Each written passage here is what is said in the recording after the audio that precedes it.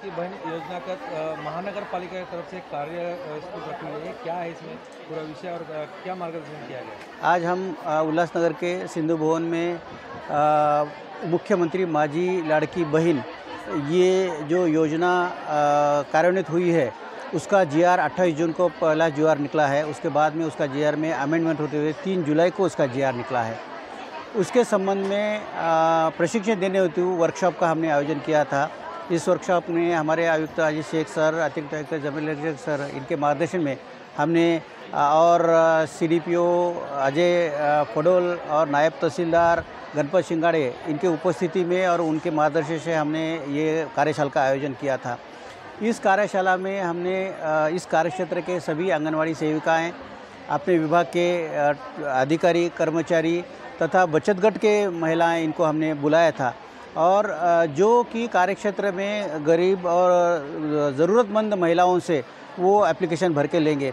इस application में भरने के लिए इनका सहायता करने हेतु ये प्रशिक्षण का बहुत ज़्यादा उपयोग होने वाला है, ताकि किसी भी महिला भगिनी को जानकारी नहीं मिलने के हेतु अपात्र नहीं ठहराया जा सकता। इस वजह से उनकी सहायता करने के लिए हमने ये प्रशिक्षण दिया गया है। इस प्रशिक्षण में ऑनलाइन भी हम एप्लीकेशन कर सकते हैं, वो महिला घर बैठे भी अपने आप भी कर सकती है, या ऑफलाइन भी हमने प्रभाग समिति में भी सुविधा हम उपलब्ध करा रहे हैं। जिनको कोई ऑनलाइन सुविधा का लाभ नहीं ले सकते वो प्रभाग समिति कार्यालय के माध्यम से भी एप्लीकेशन कर सकते हैं। सर, इसमें जो आंगनवाड़ी की महिला है इन्होंने क्या समस्या बताई है? ऑनलाइन में क्या समस्या? कुछ छोटी मोटी समस्याएं थी जो 2 जीआर अमेंडमेंट हुए थे, जो जिसमें आवेदन करने हेतु जो पात्र लाभार्थी चुनना है उसके संबंध में कौन से दस्तावेज वहां जोड़ना है, इनके संबंध में कुछ साशंकता थी। जैसे कि इनकम का सर्टिफिकेट हो या अधिवास प्रमाण पत्र हो, इस संबंध में कुछ महिलाओं का समस्या थी। हमने क्वेश्चन आंसर सेशन भी रखा था, लगभग आधे घंटे तक हमने उनका छोटी छोटी चीज़ों का हमने निराकरण किया है, ताकि ये महिलाएं जब कार्यक्षेत्र में लाभार्थियों से एप्लीकेशन भरवा के लेगी तो इनको दिक्कत नहीं आना चाहिए। इसलिए हमने उनका परिपूर्ण ऐसा प्रशिक्षण हमने दिया है। बाकी जो बोलना था बाकी बोलना। सर, महानगर पालिका की तरफ से कार्यशाला रखी गई है, क्या बताएंगे किस तरह से समस्या है आंगनवाड़ी सेविका को और किस तरह से समाधान किया है महिलाओं को? मुख्यमंत्री माझी लाडकी बहीण ही जी योजना आहे, ह्या योजनेच्या अंमलबजावणीसाठी शासनाने 28 जून 2024 रोजी एक शासन निर्णय निर्गमित केलेला आहे।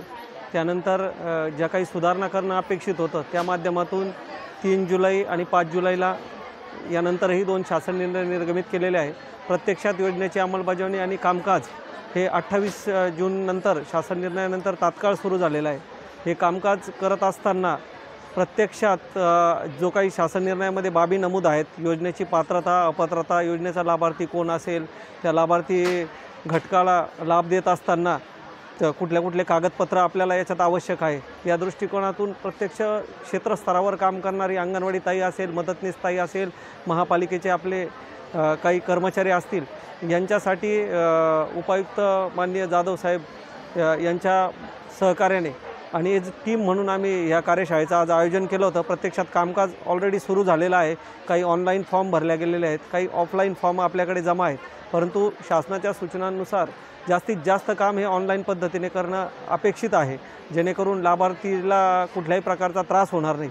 या दृष्टिकोनातून ज्याही काही शंका कुशंका असतील याचं निरसन करणे, फॉर्म समजून सांगणे, शासन निर्णय समजून सांगणे, मोबाईल ॲप्लिकेशन समजून सांगणे, या बाबी आज या ठिकाणी करण्यात आलेल्या आहेत। आणि जे प्रत्यक्ष क्षेत्रस्तरावर काम करणार आहेत ते क्षेत्रस्तरावर काम करणाऱ्या जे आपली टीम आहे यांना कुठल्याही प्रकारची अडचण राहू नये, लाभार्थीला योग्य मार्गदर्शन व्हावं, या दृष्टिकोनातून सर्वतोपरी प्रयत्न करण्यात येत आहेत।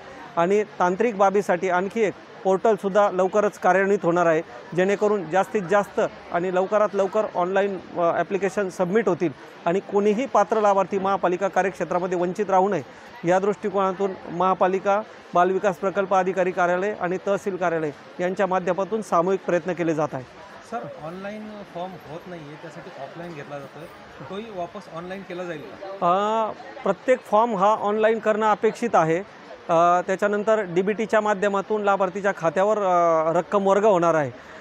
तांत्रिक बाबी असल्यानंतर थोड्याफार अडचणी असू शकतात, परंतु त्याही सोडवण्याचा शासन स्तरावरून प्रयत्न सुरू आहे. ॲप्लिकेशन हे चांगल्या पद्धतीने चालतं. कधी कधी थोड्याफार अडचणी येतात, त्याच्यामुळे लाभार्थीचा कुठलाही गैरसमज होऊ नये. तो जर आपल्यापर्यंत पोहोचला आहे तर त्याचा ऑफलाईन फॉर्म आपण ताब्यात घेऊन तो ऑनलाईन करण्याची सुद्धा जबाबदारी आपण स्वीकारलेली आहे प्रशासकीय अधिकारी कर्मचारी म्हणून. त्याच्यामुळे कुठल्याही लाभार्थीला कमीत कमी त्रास होईल किंवा त्रासच होणार नाही या दृष्टिकोनातून प्रशासन प्रयत्नशील आहे.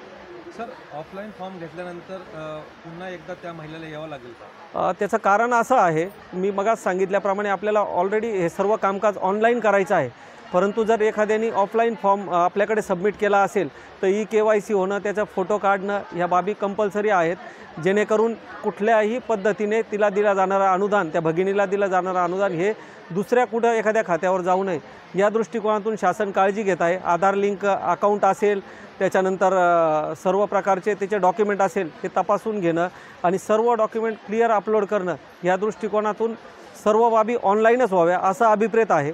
त्याच्यामुळे ऑनलाईन करणं क्रमप्राप्त आहे.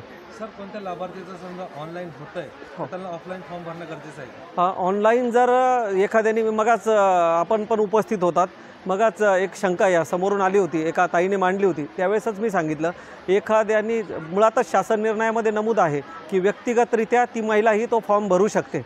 एखाद्याने जर ऑनलाईन यशस्वीरित्या सबमिट केला असेल आणि संपूर्ण डॉक्युमेंट क्लिअर सबमिट झाले असतील तर त्यांना ऑफलाईन फॉर्मची आवश्यकता पडणार नाही. ऑलरेडी त्यांना ॲपमार्फतच ती पोच येणार आहे. OTP मार्फत त्यांनी कधी अर्ज सबमिट केला हे कळणार आहे आणि ज्यावेळेस पोर्टल सुरू होईल त्या पोर्टलवर सुद्धा ते आपल्याला दिसणार आहे. जर एखाद्याकडून चुकीचा फॉर्म भरला गेला तर ते सुद्धा आपल्याला पोर्टलवर दिसणार आहे का तो पेंडिंग राहणार आहे, कारण तो पुढे सबमिट होणार नाही. त्याच्यामुळे